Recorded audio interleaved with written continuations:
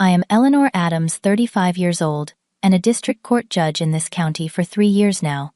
This morning I am preparing for a special hearing, one that will bring my estranged sister Heather face to face with me for the first time in years. The twist: she has no idea I will be the judge presiding over her case. Our relationship fractured years ago, but nothing prepared me for what would happen when she saw me on the bench. Before I tell you about this shocking confrontation, drop a comment letting me know where you are watching from, and hit subscribe so you never miss true life stories like this one. Growing up, Heather was 5 years younger than me, a gap that meant I was often more of a third parent than a sister. Our mother Martha worked night shifts as a nurse at Memorial Hospital, while our father James taught history at the local high school. Those early years were happy ones, filled with the ordinary joys of childhood. I would brush Heather's hair before school, help her with homework, and defend her from playground bullies. She looked up to me with that special kind of admiration that only younger siblings can have. Everything changed when I was 16, and Heather was 11. Our father was driving home from a school event when a drunk driver ran a red light. The impact killed him instantly. I still remember Mom sitting us down in the living room, her eyes hollow from crying, telling us that Dad was never coming home again. That night, I held Heather as she sobbed herself to sleep, making a silent promise to always protect her. With Dad gone, Mom had to work even more shifts to keep us afloat financially. The responsibility of caring for Heather fell heavily on my shoulders. I made her meals, checked her homework, and tried to fill the void our father left. In those first months, Heather clung to me like a lifeline. But as time passed, something shifted. The preteen years are difficult enough without losing a parent, and Heather began to resent my authority. "You are not Mom," she would snap when I asked about her homework or told her to be home by 9. "Stop trying to act like you are in charge of me." Each time she lashed out, I tried to remember she was grieving, that her anger was just pain in disguise, but her words still stung. While Heather was pushing back against my attempts to parent her, I was throwing myself into my studies. Education became my escape and my future. By senior year, I was top of my class, president of the debate team, and focused on getting a scholarship to law school. My high school guidance counselor, Mrs. Lawrence, saw potential in me that I barely recognized in myself. "Eleanor, you have what it takes to be an exceptional lawyer someday," she told me during one of our college planning sessions. "Your analytical mind, your sense of justice, your ability to articulate complex thoughts clearly, these are gifts."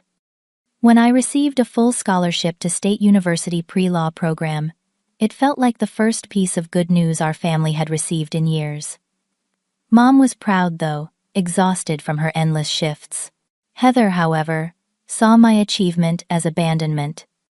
"So you are just going to leave us?" she accused the night I shared my news. "Mom works all the time, and now you are running away too." "I am not running away," I tried to explain. "This is an opportunity for me to build a better future for all of us." "Whatever helps you sleep at night," she muttered, slamming her bedroom door. The summer before I left for college, Mom met Patrick Douglas, a pharmaceutical sales representative who stopped by the hospital regularly. Their relationship moved quickly, and by Christmas of my freshman year, they were engaged. Patrick was charming when he wanted to be, but I sensed something disingenuous about him from our first meeting. He seemed particularly interested in the life insurance money my father had left. Mom had been carefully saving for our education. Patrick and I never got along, but he developed an unusual bond with Heather, where he was dismissive and sometimes openly hostile toward me. He showered Heather with gifts and attention. He positioned himself as the fun parent, undermining the rules Mom had established and painting me as uptight and controlling whenever I expressed concern. "Your sister is just jealous," I overheard him telling Heather once. "Some people just cannot stand to see others happy." By the time I returned home for summer break after my sophomore year, our family dynamic had completely transformed.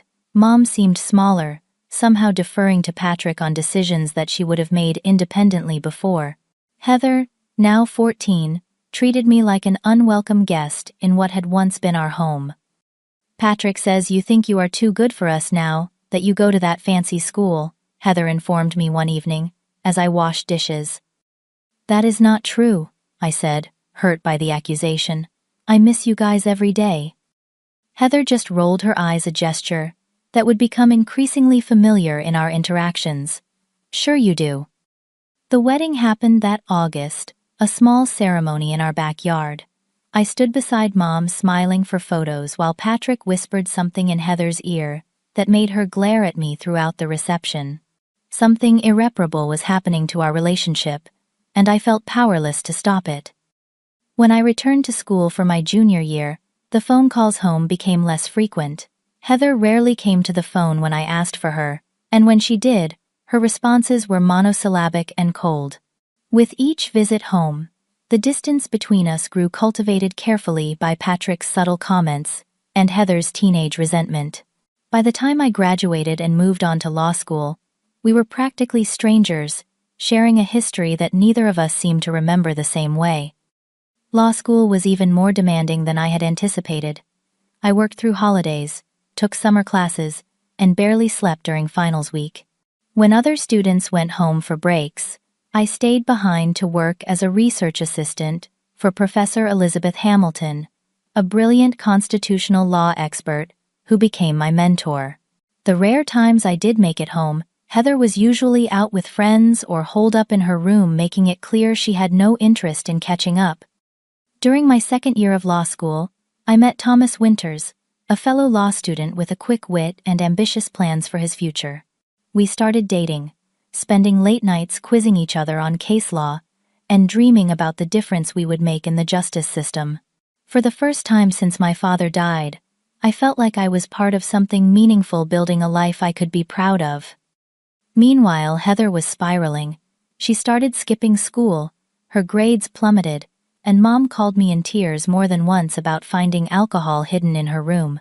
By 17, she had dropped out of high school entirely, despite my offers to help her study for her GED or explore community college options. Not everyone wants to be a stuck-up bookworm like you, she told me, during one of my attempts to discuss her future. Some of us have actual lives. A month after her 18th birthday, Heather announced she was moving in with her boyfriend, Ryan Cooper, a 25-year-old mechanic. She had been dating secretly for months. Mom was distraught, but Patrick convinced her that trying to stop Heather would only push her further away. I was in my final year of law school, buried in bar exam preparation, when I got the call that Heather and Ryan had eloped to Las Vegas. She is too young, I told Mom over the phone, pacing my small apartment. She does not even know who she is yet. Your sister knows exactly what she wants, Mom replied, sounding tired. Patrick thinks we should support her choices. Of course Patrick thought that. The further Heather moved from our family, the more control he had over Mom and the family finances. I bit my tongue, knowing that criticizing Patrick would only create more distance between Mom and me. After passing the bar exam, I accepted a position as an assistant district attorney in the same county where I grew up. The salary was modest compared to what corporate law firms offered, but I was drawn to criminal prosecution, to the idea of seeking justice for victims and holding wrongdoers accountable. Thomas and I broke up shortly after graduation, when he took a high-paying job with a firm 3 states away. We both recognized that our careers would always come first, making a long-distance relationship impractical. My first apartment was a small 1-bedroom near the courthouse, furnished with second-hand pieces I found at thrift stores. On my first day as an ADA, I called Mom to share my excitement, hoping she might pass the phone to Heather so I could tell her too. Instead, Mom informed me that Heather and Ryan had moved to a different town about 40 minutes away. She is not really talking to any of us right now, Mom explained. Ryan thinks we judge their lifestyle. I tried to maintain some connection with my sister. I sent birthday cards, Christmas gifts, and occasional text messages checking in. Most went unanswered. The few responses I received were brief and dismissive. 2 years into my job as an ADA, I ran into Heather unexpectedly at a gas station. I almost did not recognize her. The weight loss, the dark circles under her eyes, the nervous way she kept looking over her shoulder. When I called her name, she flinched before, forcing a smile. Eleanor. Wow, still saving the world one criminal at a time. Her tone was bitter, but I noticed a bruise partially hidden by her collar. Heather, are you okay? I asked quietly, gesturing subtly to the bruise. Her hand flew to her neck, eyes darting around. I am fine. Ryan and I had a disagreement. That is all. Not that it is any of your business. If he is hurting you, there are resources people who can help, I said, reaching for my purse to find a card for the domestic violence center I worked with regularly. God, you are unbelievable, she hissed, backing away. Always looking for problems. Always thinking you know better than everyone else. Ryan loves me. We are happy.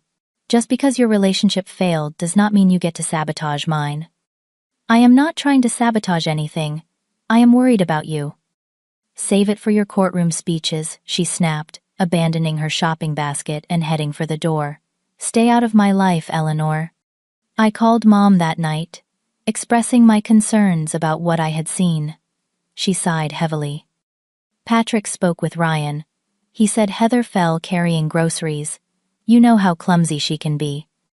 Mom, that is what abusers always say, and victims often cover for them. This is literally what I deal with every day at work. Eleanor, please. Patrick says we need to respect their marriage. Not everything is a case for you to prosecute. A week later, Heather called me, her voice shaking with rage. How dare you try to convince Mom that Ryan is abusing me? Patrick told us everything. You have always been jealous that I found love while you are alone with your precious career. Stay out of my marriage, or I swear I will make sure you never see me or Mom again. She hung up before I could respond. The next major family event was the wedding of my cousin Emily. I was surprised to receive an invitation, given how distant I had become from the extended family. When I arrived at the reception, I spotted Heather and Ryan across the room. Heather looked healthier than she had at the gas station, laughing at something Ryan whispered in her ear. When she saw me, her smile vanished. She spent the entire evening avoiding me, leaving any area I entered, making it clear that my presence was unwelcome. 6 months later, Mom called to tell me Heather was pregnant. I sent a handmade baby blanket and a card congratulating her, hoping this new life might somehow bridge the gap between us. The package was returned unopened with "Return to sender" scrawled across it in Heather's handwriting. When Ashley Cooper was born, I learned about it through a Facebook post by a mutual cousin. I was not invited to visit, not included in the family photos that circulated. My niece was growing up without knowing I existed. Each milestone I missed another brick in the wall between my sister and me. The day I received the call about my nomination for a judgeship, I was 35 years old and had spent nearly a decade as a prosecutor. My reputation for fairness and thoroughness had caught the attention of the Judicial Nomination Committee, and after a rigorous vetting process, I was selected to fill a vacancy on the district court bench. The appointment was an honor few attorneys achieve, especially at my age. The investiture ceremony was held in the main courtroom of the county courthouse, the same room where I had tried my first case as a young prosecutor. My colleagues from the district attorney's office filled several rows along with defense attorneys I had faced across the aisle, all setting aside adversarial roles to celebrate this milestone. Professor Hamilton had driven 3 hours to be there, beaming with pride as I took my oath. The absence of family was conspicuous. I had sent invitations to Mom, Patrick, and Heather, not expecting them to come, but unable to exclude them from such a significant moment in my life. As I scanned the audience while giving my acceptance speech, I tried not to focus on the empty seats in the front row that should have held my family.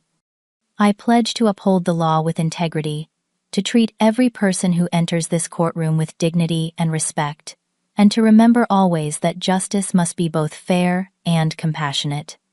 I concluded to a standing ovation from my professional community. At the reception afterward, colleagues introduced me to their spouses and children, reinforcing how solitary my path had been. I had dated occasionally over the years, but relationships always took a back seat to my career ambitions. That night, returning to my empty house, I had upgraded from the apartment a few years earlier. I felt both immensely proud and profoundly alone. 2 weeks after my appointment, Mom called to ask if we could meet for coffee. It had been months since we had seen each other in person, our relationship reduced to occasional phone calls and text messages on holidays. We met at a small cafe halfway between our homes. Mom looking older than her 59 years, the stress of recent years etched into the lines around her eyes. "Congratulations on becoming a judge," she said after we ordered. Patrick saw the announcement in the paper. "Thank you," I replied, noting that she had not said she was proud, just acknowledging the fact. "How are you? How is Heather?" Mom's expression clouded. "That is part of why I wanted to meet. Heather and Ryan are having some problems, financial mostly, but other things too." As she spoke, I learned that Ryan had left Heather 6 months ago, moving to another state with a woman he met at work. He had emptied their joint bank account before leaving Heather and 4-year-old Ashley virtually penniless. Heather had moved back in with Mom and Patrick temporarily, but tensions were high. "Patrick thinks she needs to stand on her own 2 feet, Mom explained, twisting her wedding ring nervously. "He says we cannot support her forever, but she does not have a high school diploma and childcare costs more than she could make at most jobs." "I can help," I offered immediately. "I could send money for Ashley's expenses, or help Heather get her GED, or even pay for a lawyer to go after Ryan for child support." Mom shook her head. "I mentioned that you might be able to help, and, well, Heather did not take it well. She said she would rather live on the street than take handouts from you." The rejection stung, but it was not surprising. "Why does she hate me so much, Mom? What did I ever do, except try to succeed and offer help when I could?" Mom looked down at her coffee cup.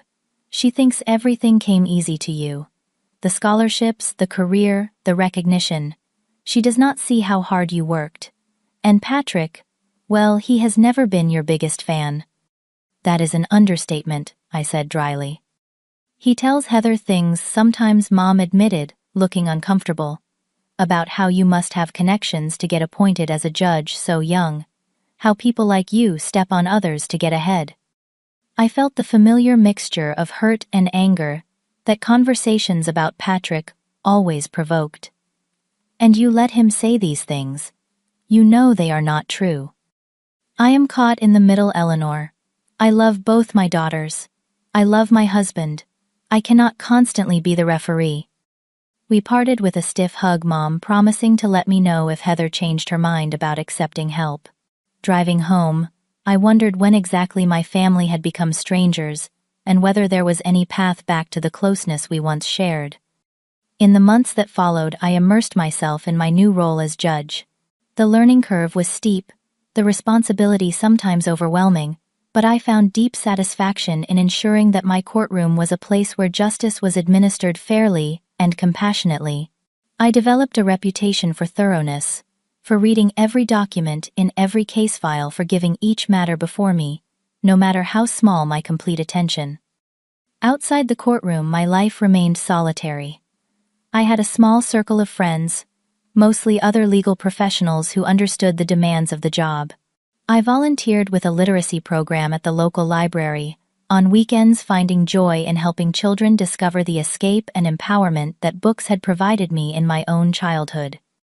Occasionally, I would hear rumors about things Patrick or Heather had said about me in the community. A court clerk who attended the same church as my mother reported overhearing Patrick tell someone I had political connections that secured my judgeship. A legal assistant mentioned that she had run into Heather at a grocery store, and my sister had made a disparaging comment about people who think they are better than everyone else because they wear robes to work. These stories hurt, but I pushed the pain aside, focusing instead on the cases before me. I had learned to compartmentalize, to separate my professional self from the personal wounds that never seemed to heal. One Tuesday morning, my judicial assistant, Susan, placed a new case file on my desk, Family Court Matter. Judge Adams. Custody Dispute Emergency Hearing scheduled for Friday. I nodded, adding it to my stack of files to review that evening. It was not until I got home, settled into my home office with a cup of tea, that I opened the file and saw the name on the petition: Cooper Heather versus Cooper Christine. Re-custody of minor child Ashley Cooper. My heart stopped.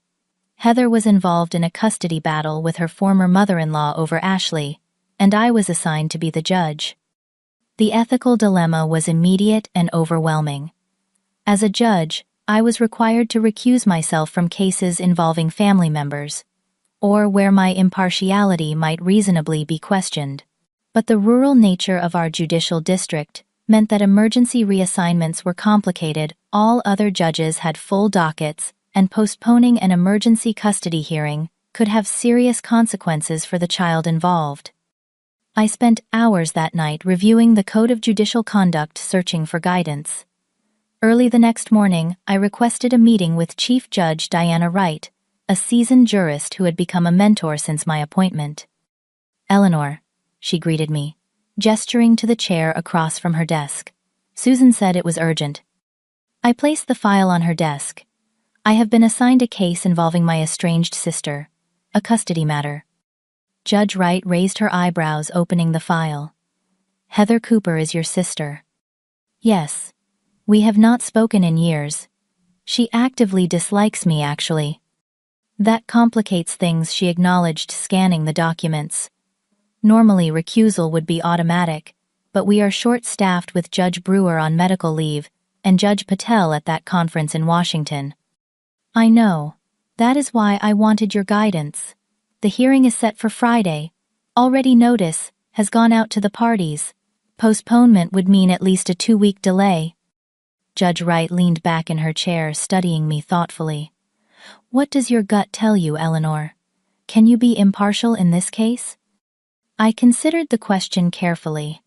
I believe I can judge the facts objectively. My concern is more about the appearance of impropriety, and about how Heather will react when she sees me on the bench. "Has she requested your recusal?" "She does not know I am assigned to the case yet. Given our history, I suspect she would." Judge Wright tapped her pen against the desk, thinking. "Here is what I suggest. Review the file thoroughly. If you find you cannot be objective for any reason, we will figure out a reassignment despite the logistical challenges.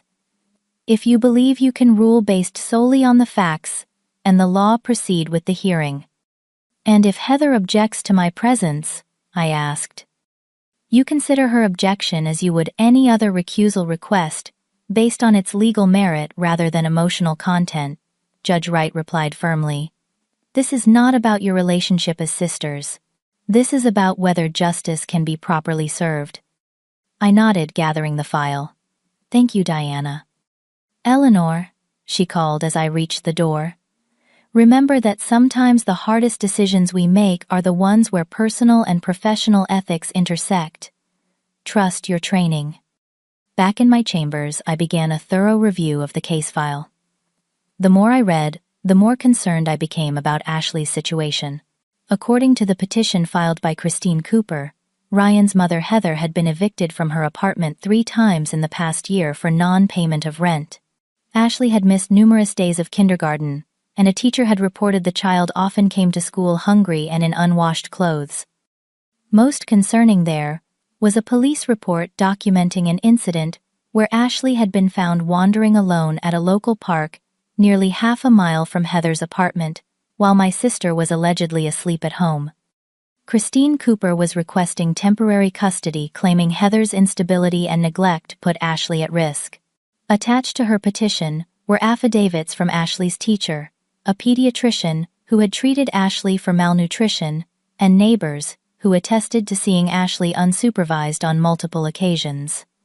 Heather's response to the petition filed by a public defender denied the allegations of neglect and claimed Christine was vindictive and trying to replace her missing son with his daughter. The response included character statements from friends, but lacked concrete evidence refuting the documented incidents.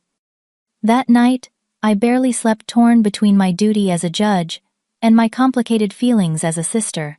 If the allegations were true, Ashley's welfare was at serious risk. If I recused myself, and the hearing was delayed, that risk would continue. Yet I knew that seeing me on the bench would likely send Heather into a rage that could damage her case further. The morning before the hearing, I called my judicial assistant. "Susan, the Cooper custody case. Tomorrow, the parties have not been informed who the presiding judge will be, correct?" "That is right, Judge Adams. We never disclose the assigned judge for family court matters until the hearing begins. Court policy to prevent ex parte attempts to influence outcomes." "Good. Please make sure security is aware we may have a volatile situation in the courtroom tomorrow. No specific concerns, just a precaution." "Of course, Judge. I will speak with Bailiff Johnson." I hung up, staring at my reflection in the office window. The woman looking back at me appeared confident, professional.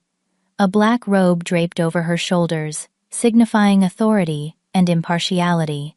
But beneath that exterior was still the girl who had braided her little sister's hair and promised to always protect her. "What would Dad think of us now?"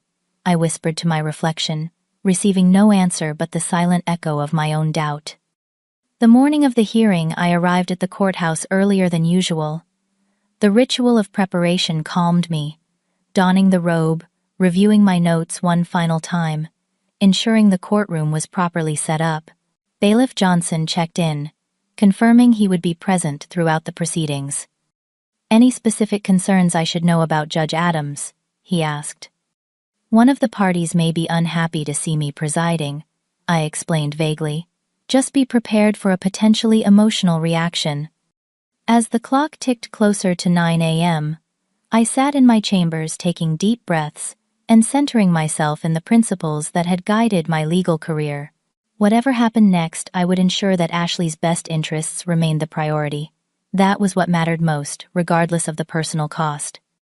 At precisely 9 a.m., I nodded to Bailiff Johnson. He opened the door to my chambers and announced, "All rise. The Honorable Judge Eleanor Adams presiding." I stepped into the courtroom, my expression neutral, my heart racing beneath the calm exterior. The moment of confrontation I had both dreaded and prepared for was seconds away. The courtroom was more crowded than usual for a family court matter. In addition to the parties and their attorneys, several social workers, a guardian ad litem for Ashley, and what appeared to be family supporters for both sides, filled the gallery.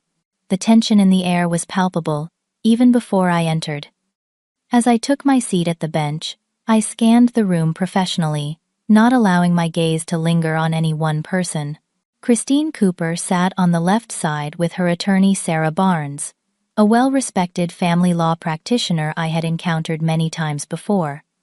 They both rose respectfully as I entered, their expressions neutral. On the right side, Heather sat beside her public defender, Nicholas Parker, a young attorney, relatively new to family court.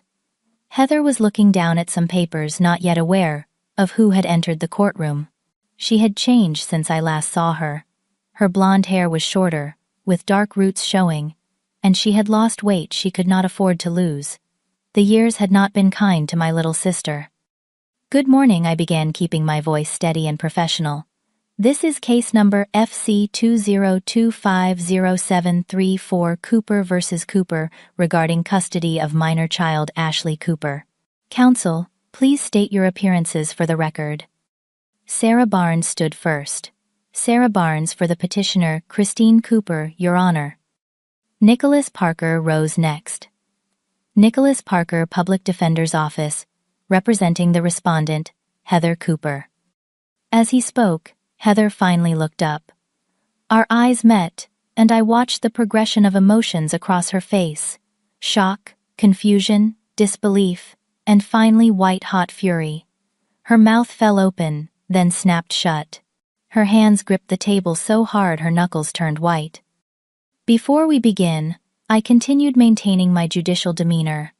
"I want to remind everyone that this is a court of law and appropriate decorum is expected at all times.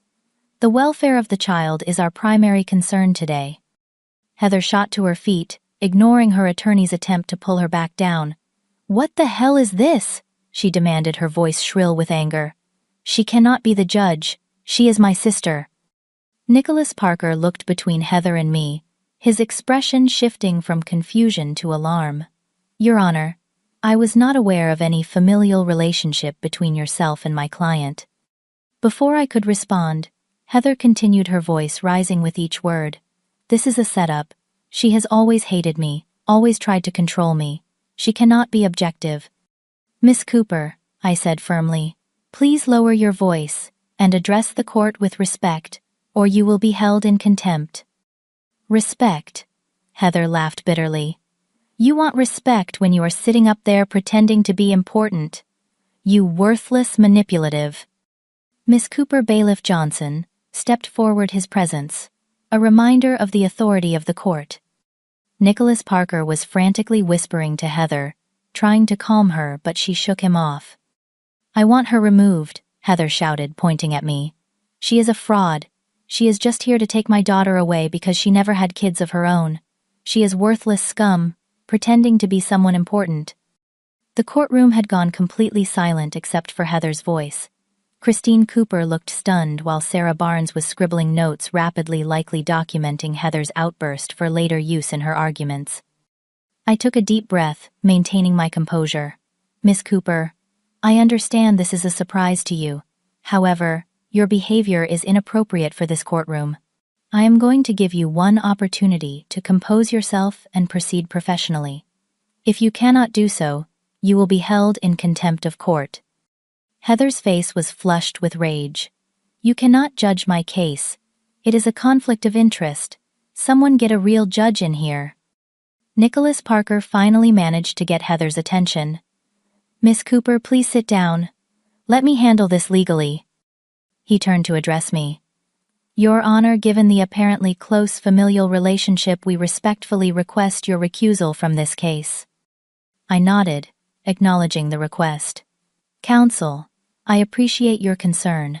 However, while Miss Cooper and I are indeed sisters, we have had no meaningful contact for approximately 7 years. I have reviewed the ethical guidelines thoroughly and consulted with the Chief Judge. There is no automatic disqualification required in this circumstance, particularly given the emergency nature of this hearing and the limited judicial resources currently available in our district." Parker looked uncertain. "Your Honor, with all due respect, the emotional outburst we just witnessed suggests there may be complex family dynamics that could affect the proceedings. Counselor, I can assure you that I will judge this case solely on its merits and the best interests of the child. Miss Cooper's behavior today will not prejudice me against her case." I paused, then added, "However, continued disruptions will not be tolerated. Now, shall we proceed with the hearing, or do you wish to file a formal motion for recusal, understanding that would delay these proceedings by at least 2 weeks? Parker glanced at Heather, who was still seething, but had finally sat down. "We will proceed, Your Honor, but note our objection for the record." "So noted," I replied. "Miss Barnes, you may present the petitioner's case." Sarah Barnes rose gracefully. "Thank you, Your Honor. We are here today because my client, Christine Cooper, is gravely concerned about the welfare of her granddaughter, Ashley Cooper. Over the past year, there have been multiple incidents suggesting that the respondent, Heather Cooper, is unable to provide a safe, stable environment for her daughter." As Barnes methodically presented her case, calling witnesses, including Ashley's kindergarten teacher Lillian Johnson, I maintained a neutral expression, taking careful notes and asking clarifying questions when appropriate. "Miss Johnson, how often would you say Ashley comes to school without having had breakfast?" I asked after the teacher described Ashley's frequent hunger. "At least 3 days a week, Your Honor. We keep granola bars in the classroom for her now." "And have you discussed this concern with Miss Cooper?" "Yes, several times. She usually says they were running late, or that Ashley refuses to eat at home, but Ashley is always hungry when she arrives." Heather's attorney cross-examined each witness, but his inexperience showed. He focused on minor inconsistencies rather than addressing the pattern of neglect being established by the testimony. The pediatrician, Dr. Melissa Wright, testified next. "Ashley was brought to my office by her grandmother after she noticed the child had lost weight. Examination revealed mild malnutrition and vitamin deficiencies consistent with an inadequate diet. "Did you speak with Miss Cooper about these findings?" I asked. "I attempted to, Your Honor, but she became defensive and accused me of calling her a bad mother. She left the office before we could discuss a nutrition plan." As the evidence mounted, Heather grew increasingly agitated, whispering angrily to her attorney and shaking her head at testimony she disagreed with. The most damning evidence came from Officer Daniel Martinez, who had responded to the call about Ashley being found alone at the park. The child was approximately 4 blocks from her residence, he testified. A concerned citizen called when they noticed her playing alone near the pond. When we located Miss Cooper, she was asleep in her apartment and unaware that Ashley had left. She stated she had worked a late shift and was exhausted. "Was there evidence of substance abuse or alcohol use?" I inquired, knowing this was a critical factor. "No drugs were observed, Your Honor, but Miss Cooper appeared disoriented and there was an empty wine bottle visible in the living room." Heather's attorney called character witnesses, including her friend, Brittany Turner, who testified that Heather was a loving mother, doing her best in difficult circumstances. But even these supportive witnesses acknowledged they had observed concerning behaviors. "She loves Ashley more than anything," Brittany insisted. "But yes, sometimes she gets overwhelmed. Being a single mom is hard." Throughout the testimony, I directed questions to both sides, with equal thoroughness, careful not to show any bias toward or against my sister. When Heather finally took the stand, I addressed her with the same formal courtesy I had shown all witnesses. "Miss Cooper, could you please describe your current living situation and employment status?" Heather glared at me, her hostility palpable. "Like you care. This whole thing is just you trying to prove you were right all along." "Miss Cooper," I said evenly, "please answer the question. Your current living arrangement and employment." "I am staying with a friend temporarily. I have a job interview next week at the mall. I am doing the best I can since Ryan abandoned us." "The court records show 3 evictions in the past year. Can you explain what led to those housing changes?" "Money got tight." Ryan stopped sending support. "Not everyone has a fancy job and a big house like some people." The personal jabs continued throughout her testimony, but I refused to react to them, instead focusing on extracting the factual information needed to make my decision.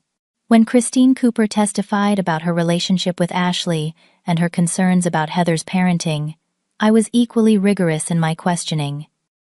"Mrs. Cooper, how often have you cared for Ashley over the past year?" "Almost every weekend, Your Honor.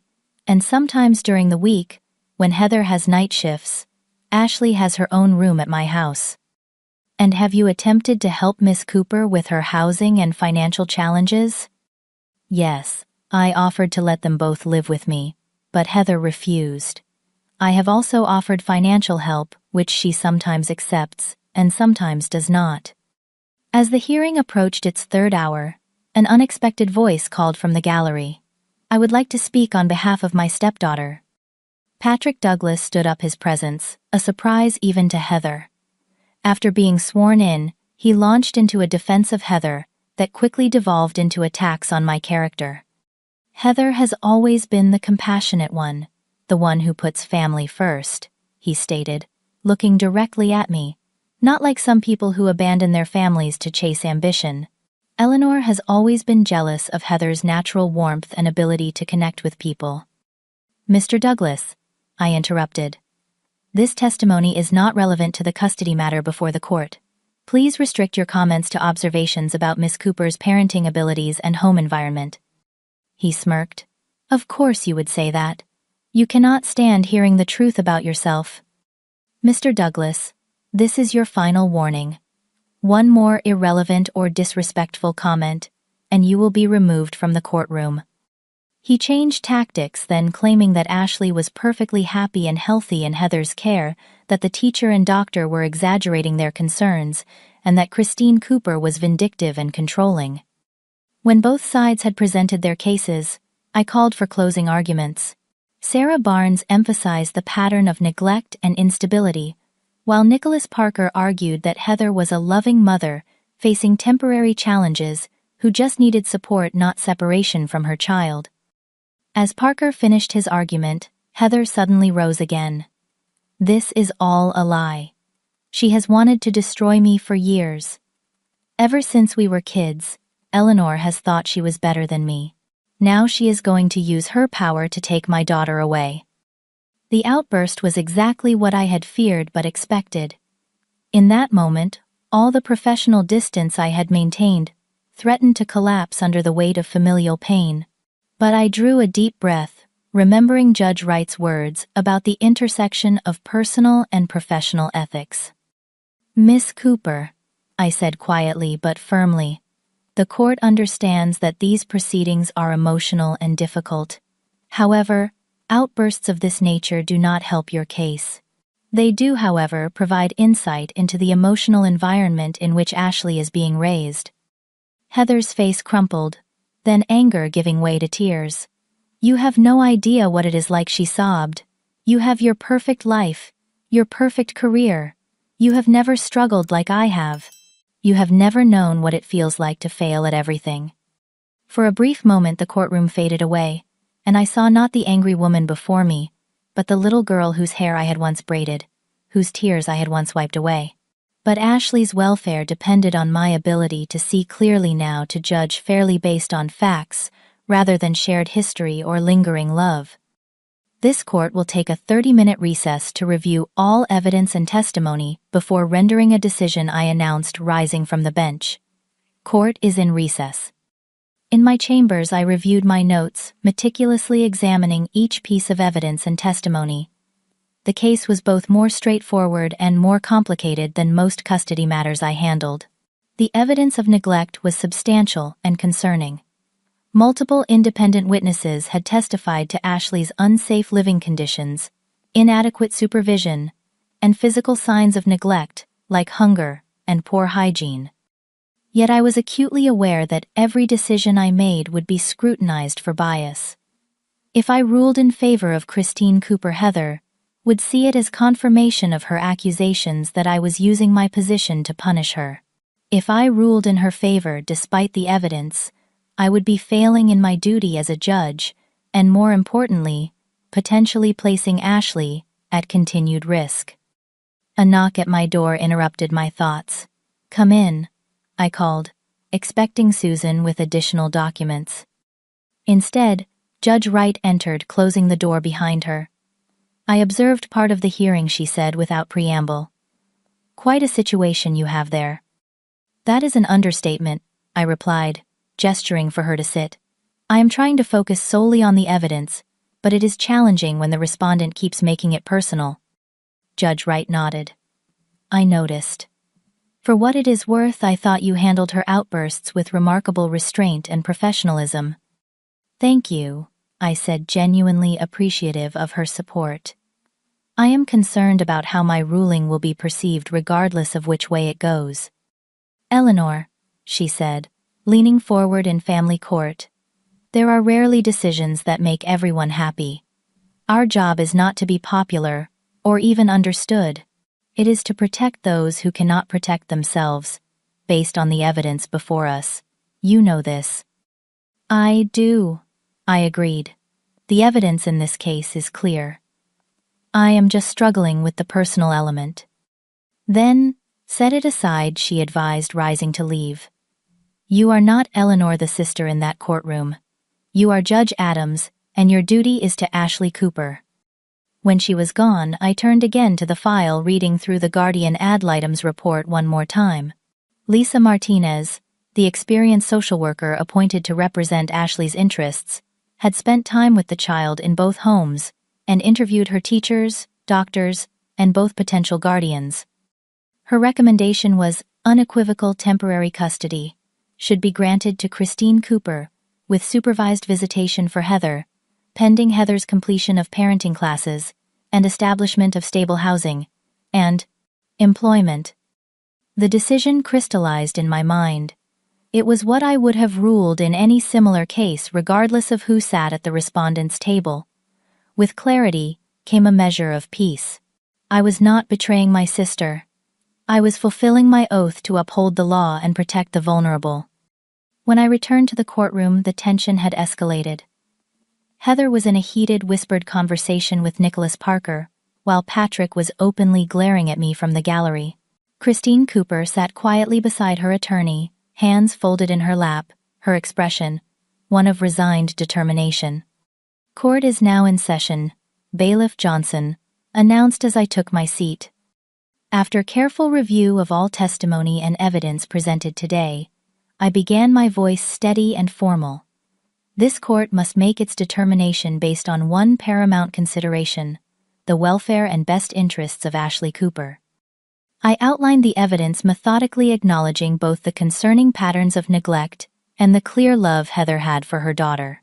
I noted Christine Cooper's stable home environment, consistent presence in Ashley's life, and willingness to facilitate a relationship between Ashley and her mother. The court finds that the petitioner has presented substantial evidence that the minor child's current living situation presents risks to her health, safety, and welfare, I continued. While the court recognizes Miss Heather Cooper's love for her daughter and the challenges she has faced as a single parent, the pattern of instability and inadequate supervision cannot be overlooked. Heather made a small wounded sound but remained seated, her attorney's hand firmly on her arm. Therefore, it is the ruling of this court that temporary legal and physical custody of Ashley Cooper is granted to Christine Cooper for a period of 6 months, during which time Heather Cooper will have supervised visitation twice weekly.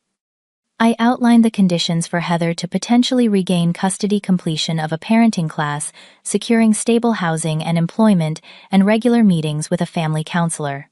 I also ordered Christine to ensure that Ashley maintained a relationship with her mother and to facilitate the supervised visits. This arrangement will be reassessed in 6 months, at which time the court will evaluate Miss Cooper's progress and determine whether modification of the custody arrangement is warranted. As I finished reading my ruling, Heather finally erupted, unable to contain herself any longer. "How could you do this to me?" she cried, tears streaming down her face. "You have taken everything from me. First Mom's attention, then Dad's love, and now my daughter." Patrick stood as well, pointing at me accusingly. "This is a disgrace. A judge using her position to settle family scores." "Mr. Douglas, you are out of order," I stated firmly. "Bailiff, please escort Mr. Douglas from the courtroom." As Bailiff Johnson moved toward Patrick, Heather continued her tirade, years of resentment pouring out in front of the shocked courtroom. "You have always thought you were better than me. The perfect daughter, the brilliant student, the successful career woman, and now you sit up there in judgment of me. You have no idea what my life has been like in your shadow." Nicholas Parker was trying desperately to calm Heather, but she shook him off. "You never had time for me. You left for college and forgot I existed. When Ryan hit me, you tried to control that situation too. Instead of just supporting me, you have never just been my sister. You have always been my judge." Her words hit home in a way she could not have intended. I had always seen myself as trying to help, to protect, to support. But through her eyes, my attempts at assistance had felt like judgment, my success like an indictment of her struggles. "Miss Cooper," I said, maintaining my judicial tone with effort, "your feelings about our personal history are not relevant to this court's decision regarding Ashley's custody. The ruling is based solely on the evidence presented today regarding Ashley's welfare."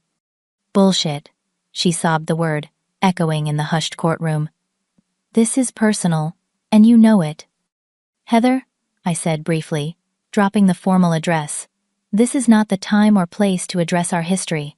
This ruling is about Ashley's needs, not yours or mine." "Of course it is," she said bitterly. "It is always about what you think is best for everyone else."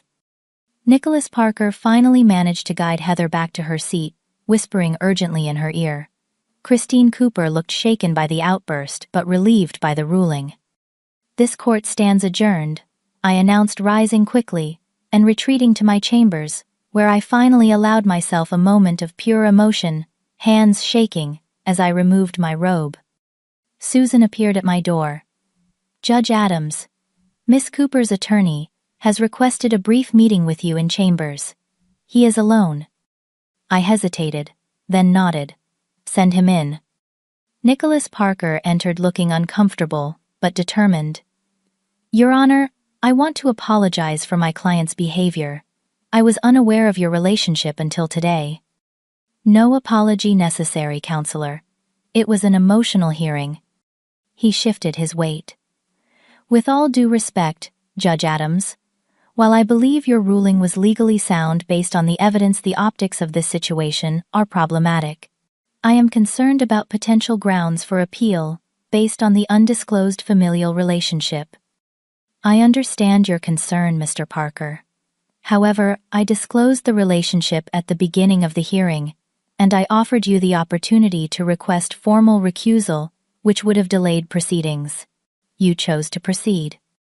"Under pressure from my client," he acknowledged. "In retrospect, I should have insisted on postponement." "You are welcome to file whatever motions you believe appropriate," I told him. "But I can assure you that my ruling was based entirely on the evidence and the best interests of Ashley." After he left, I sat alone in my chambers, the weight of the day settling heavily on my shoulders. In upholding my judicial oath, I had likely severed any possibility of reconciliation with my sister. Yet I could not have ruled differently, without betraying my principles and potentially endangering Ashley. As I gathered my things to leave, there was another knock at my door. I opened it to find Heather standing there, eyes red from crying, no longer raging, but deflated and hollow. "Can I come in?" she asked quietly, a stark contrast to her courtroom fury. I hesitated, then stepped aside. "Yes." Heather entered my chambers slowly, her earlier fury replaced by exhaustion. She looked around the room, taking in the law books, the framed degrees, the formal portrait of me in my judicial robe. I gestured to the chair across from my desk, and she sat twisting her hands in her lap. "I hate that you saw me like that," she finally said, her voice hoarse from shouting. "I hate that everyone saw me like that." "It was a difficult day," I replied neutrally, unsure where this conversation was heading. Heather looked up, her eyes, still red, but clearer now. "Did you know it would be you? When I filed for the hearing, did you request my case specifically?" "No," I answered honestly. "It was assigned randomly. I considered recusal, but given the emergency nature of the hearing and our district's current judicial shortage, I consulted with the chief judge and determined I could be impartial." "Impartial," she repeated, a ghost of her earlier bitterness in the word. "How can you be impartial when it comes to me? You have judged me my entire life." I took a deep breath, choosing my words carefully. "Heather, I have never judged you in the way you think. I have worried about you. I have tried to help you. I have missed you. But I have never thought I was better than you. You did not have to think it. Everyone else did. Dad was so proud when you won that debate championship. Mom bragged to her friends about your scholarship. Even after Dad died, it was all about how Eleanor was handling everything so well, being so strong, taking care of everyone. I was falling apart inside," I admitted quietly. "I just did not let anyone see it. I thought I had to be strong for you and Mom. Well, I could not be strong. I was a mess. And then you left." "For college," I pointed out. "Not forever. I tried to stay connected, Heather. You were the one who stopped taking my calls." "Because it hurt too much," she exclaimed, a flash of the old anger returning. "Every time we talked, you had some new accomplishment, some new success. And there I was, failing high school, making terrible decisions, feeling like a complete disappointment." The revelation stunned me. All these years I had thought her distance was born of resentment for my attempts to parent her. I never considered it might be pain at feeling inadequate by comparison. "I had no idea you felt that way," I said softly. "I always thought you were angry because I tried to step into a parental role after Dad died." "That too," she acknowledged with a weak laugh. "You were bossy as hell. but mostly it was easier to be angry than to feel like a failure every time I compared myself to you. And then Patrick came along, I said, the pieces finally fitting together. Heather nodded. He made me feel special, like I was the smart one, the talented one, the one who understood people. He always pointed out your flaws, how cold and ambitious you were, how you thought rules were more important than people. That is not who I am, I protested gently. I know that now, I think she admitted. Seeing you today, you were so professional, so calm even when I was horrible to you. And you're ruling. Her voice broke slightly. It was fair. I know I have not been the mother Ashley deserves lately. Tears welled in her eyes. I miss her already, and it has only been a few hours. This is temporary, Heather, I reminded her. 6 months. You can meet all the conditions I set. You can get her back. How I have no job, no apartment, no high school diploma, no money for the parenting classes.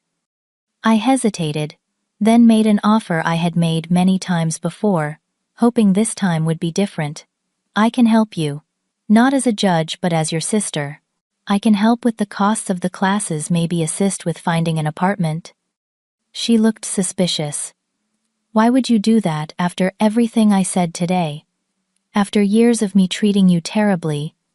Because you are my sister, I said simply. Because I remember braiding your hair before school and reading you bedtime stories.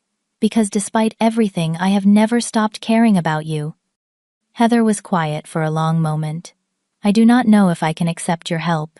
It feels like admitting defeat somehow. It is not defeat to accept help from family, I told her. It is what families are supposed to do, support each other through hard times. Even after I called you worthless scum in front of an entire courtroom, she asked, a hint of dark humor in her voice. Even then, I confirmed, though I would appreciate if that did not become a regular form of address. A small smile flickered across her face. I do not think I have called you by your actual name in years. It was always her, or she, or worse. Well, Eleanor works. Judge Adams in court, please. The joke, small as it was, seemed to break something open between us. Not healing, not yet, but a crack in the wall that had separated us for so long. I really do want to be a good mother, Heather said after a moment. I love Ashley more than anything. When Ryan left us, something broke in me. I could not seem to get back on my feet. I know, I said. And the ruling today was not a judgment on your love for Ashley.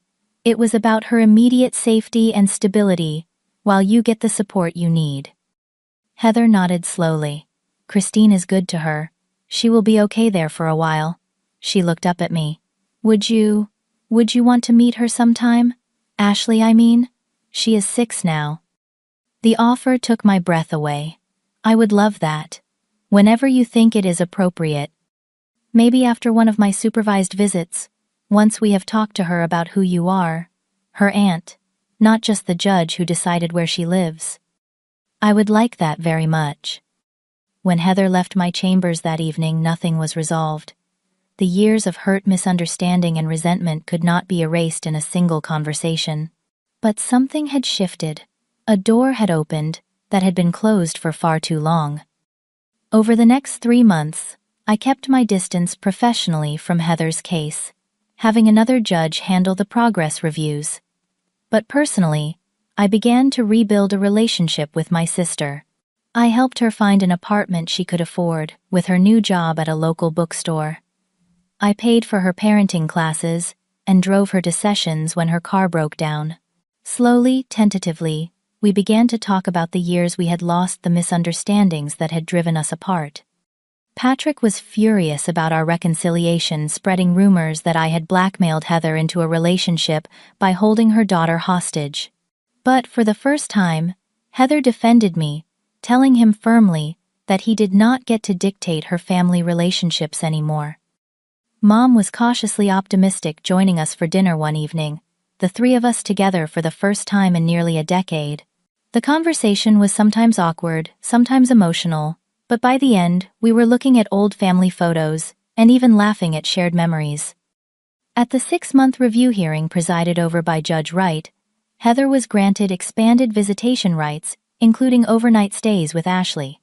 Christine Cooper reported that Ashley was thriving with the new arrangement, feeling secure in her grandmother's home while maintaining a stronger relationship with her mother. 2 weeks later, Heather brought Ashley to my house for Sunday lunch. I was nervous as I opened the door, coming face to face with my niece for the first time. She had Heather's blonde hair and our father's thoughtful brown eyes. "Ashley, this is your Aunt Eleanor," Heather introduced me.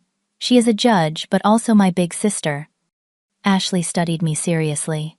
"Mom says you used to braid her hair when she was little." "That is true," I confirmed. "I could braid yours too if you would like." She considered the offer with grave importance, then nodded. "Okay, but I want a French braid. Grandma Christine taught me that word." As I braided Ashley's hair after lunch, Heather watched us with a complicated expression, something between happiness and regret, for the years we had lost the relationship Ashley could have had with me from the beginning. "It is not too late," I told her quietly when Ashley went to explore my small garden. "We cannot get back the years that are gone, but we have time ahead of us." The journey of reconciliation was not a straight path.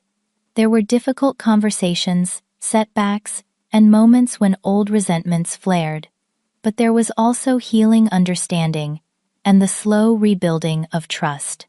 I learned to listen more and advise less.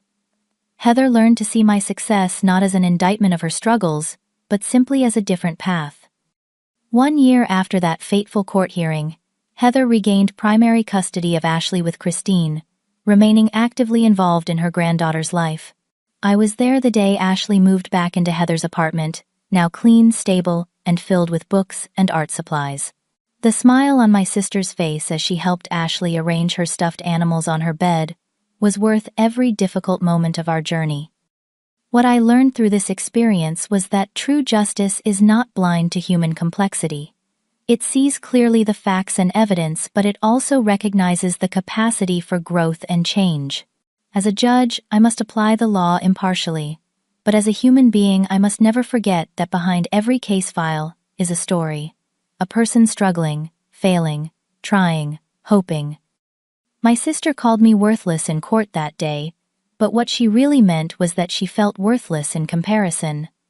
We both had to learn that worth is not measured by degrees or titles or perfect decisions. It is found in resilience, in the courage to face our failures, in the willingness to extend grace to others and ourselves. Sometimes, the most important judgments are not made from the bench, but in the quiet moments when we choose reconciliation over resentment, understanding over accusation, love over pride. The gavel may bring order to a courtroom, but only compassion can bring peace to a family. Have you ever had to make a difficult decision involving a family member? Did you prioritize what was right over what was easy? Share your experiences in the comments below. If this story touched you, please hit like and subscribe to hear more stories about family forgiveness and finding your way back to the people who matter most. Thank you for listening to my story today, and remember that even the deepest wounds between family members can heal with time, truth, and the courage to begin again.